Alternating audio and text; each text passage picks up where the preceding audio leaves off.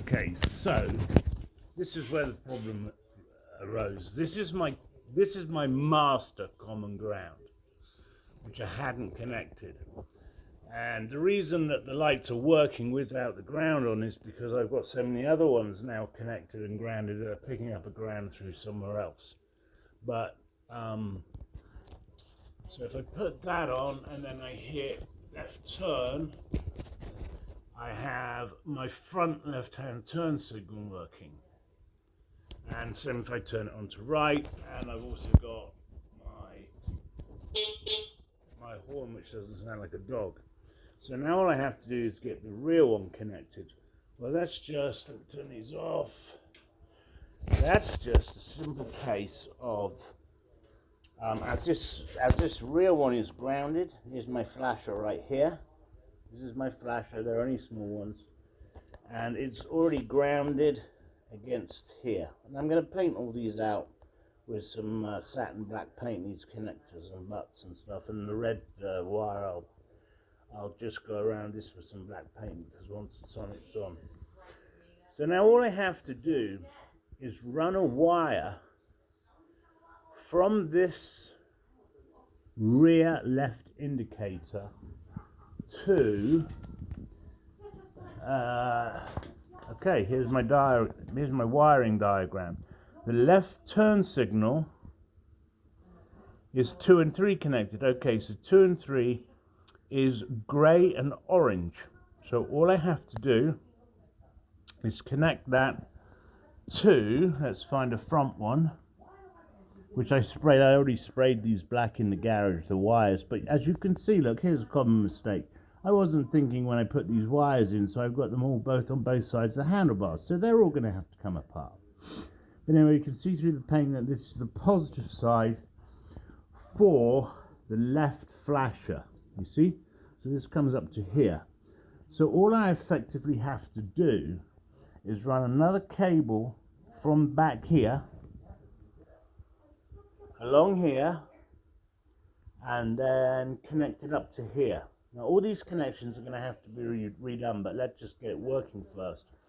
And I might shorten some wires, and of course I have a whole bunch of room left in here, so I can roll them up, put a zip tie around them and hide them in the bag. But so that's that one dealt with. So we did a simple one first of all, just to cut our teeth on it. And then here's an interesting one. I kind of must have lied accidentally, but this B and L on the flasher unit, which you won't be able to see with my camera because I should have cleaned the lens, but I wasn't smart enough. Let me see if I can make it now. So this one here is marked B and L, which I thought was battery and load. Well, as you can see, I'd marked this flasher B for battery. And if I track this wire back, I will find that it is connected to another positive, which will have, if you keep tracking it, it will eventually end up back at the battery. So I guess my whole point was, when you've got this huge bird's nest of wires that looks super complicated, you have to remember that you're gonna, if you put your common ground in, which apparently you don't need eventually, because you'll have so many other, especially I guess it's because of the handlebars. I've had to ground the front lights, and I've had to ground, what else have I grounded? The front flashers. I don't know if I've forgotten anything, but anyway, obviously sometimes they're picking up a ground from through the shocks, and sometimes they're not. So I wouldn't rely on it, and I would most definitely run a hard ground and find somewhere cute to hide it. There's lots of places. I haven't decided where it's going to go yet. I have. Oh, you know what? I did ground it. This is a ground for the headlights specifically. This is a ground specifically for anything on the front of the bike. I did ground the back of the bike directly to the battery, because believe it or not, these horns, you would think that the casing they would make of a ground material, but they do not. This is not part of the electrical circuit whatsoever, which I think is kind of crazy. So we had a positive going in on this side, and I checked, it didn't seem to matter. I checked with dry wires and it didn't matter. Then I simply ran my ground from here to the mounting bolt that I have to hold the horn on. I put it in this silly position quite simply because it hid some of my workmanship for the throttle connection, which works beautifully. I have full stretch on my throttle and I have full return on the other side. So I put that there just to hide that, and it covers up my skull and crossbones, but never mind. So that's where we're getting, that's why we have power now, and it's probably going to be intermittent on these front lights, because it's running through probably 2 or 3 bearings. So I really don't have anything left to do now, except for, this is going to be, let's have a look, where does it go to? This is my left flasher. So all I'm going to have to do, and this is my red positive, even though I sprayed it black, I can see through the black paint that there's a red wire there. So all I have to do is connect this one up, and then obviously I'm going to have to redo something with these attachments. But I can't do anything with them until I've worked out all of these loose wires here. Obviously, when I take this apart, I'm probably going to rethread it, or actually that's probably in the right position. When I take this one apart, I am probably, this is my master ground, which is kind of funny why it's not coming off of the lights, but maybe I ran an extra master ground.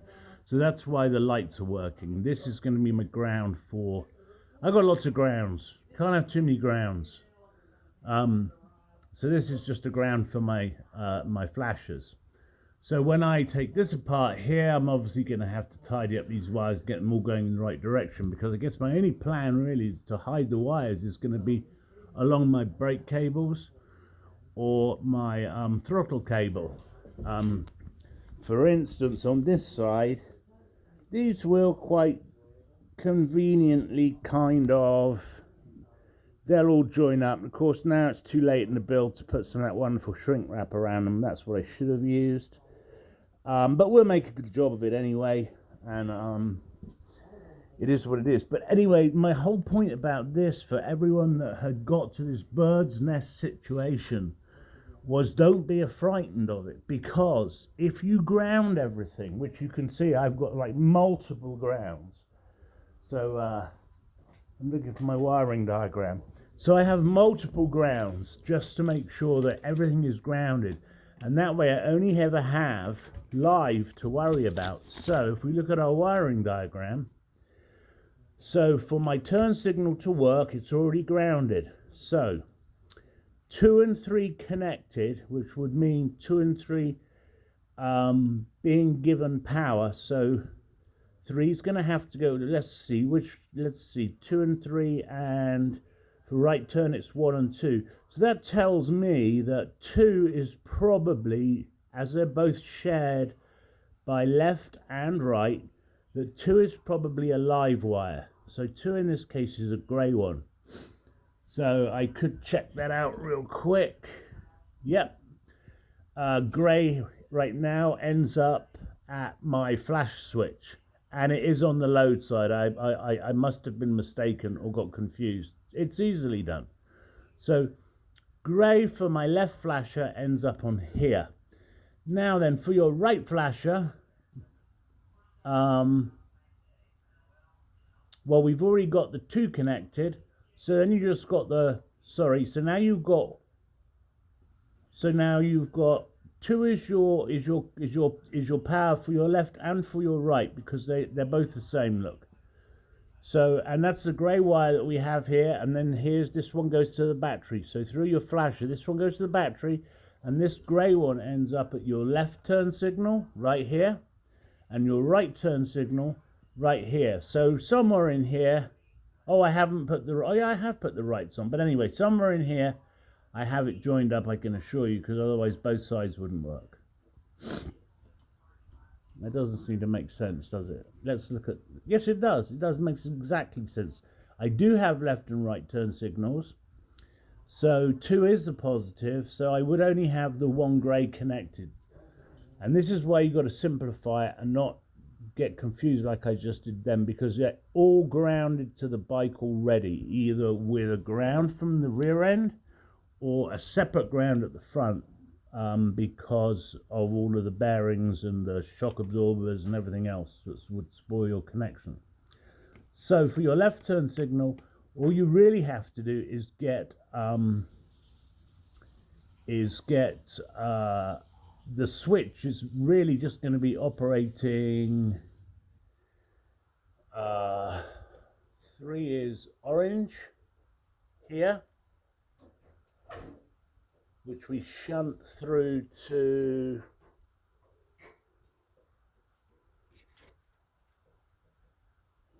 well, I'm not stopping the video again, but anyway, you get my point. If you ground everything, you really only you kind of simplify. You cut your wires in half. So so for my horn, let's see what the horn says. The horn is 5 and 4 connected. Well, the horn was kind of an oddity. I assumed that the actual horn casing itself would have been the negative. That wasn't the case. So and there was no positive or negative stamped on the terminals or the horn itself. So I figured, well, let's give it a shot, and the worst we can do is get a hot wire. Well, I didn't get a hot wire, so obviously it doesn't matter with the horn. So I just ran 1 positive through, let's have a look, 5 and 4, 5 being dark green, 4 being light green. So what did I do? Well, then we have the problem of what Chinese call light and dark green. But I believe the green I used as a positive, because I know this is a positive. There's just too many connections here. So I have the green going into the positive, and then I'll have it going back out through the switch, and then connecting with, I'll put a black wire in, and then I'll connect. That's right, yeah. So when you hit the horn, the power comes in to the green wire, and the other wire, the light green one, we've just assumed is an earth, so I've connected it to the earth. So as I discovered that the horn has no bias on positive or negative, it doesn't change the tone from a barking dog to a horn or anything like that. And because there were no instructions on the back of the horn, no positive or negative, I choose to use the dark green as my positive and then the light green as my earth. So I earthed out my light green, and then I ran this positive up to the switch and then back down to the horn. So when you press the button, you've got a horn. So anyway, I probably confused you even more, and if I did, I'm sorry. But I was really super stoked about getting this outside today and taking it for a run, but there's just no way. It's freezing cold and there's too much ice and snow around still. But let's see if there's anything else that I've got in here. All of these, yes, definitely have to be tidied up. And all of these, don't make these mistakes. I worked on this. This was my first day back at work after coming back from an operation. So I've just been working on this 1 wire, 1 piece at a time. And I guess in my exhausted state, I didn't think who would make such a stupid mistake as to put one either side of the handlebars. But it's really no biggie to get out of. And here's my chain delete, which still thinks a little tight, but I'm going to run it like that and see what happens. And yeah, just start off with a simple circuit like this brake light here. Get 1 going, and you'll get so stoked with it you'll want to keep going. I myself do not want to keep going today, so I'm going to end it at that, and then I'll put this on YouTube, and then hopefully someone will tag it into the group. All right, talk to you all when I get round to the next stage, and maybe hopefully we'll have some weather.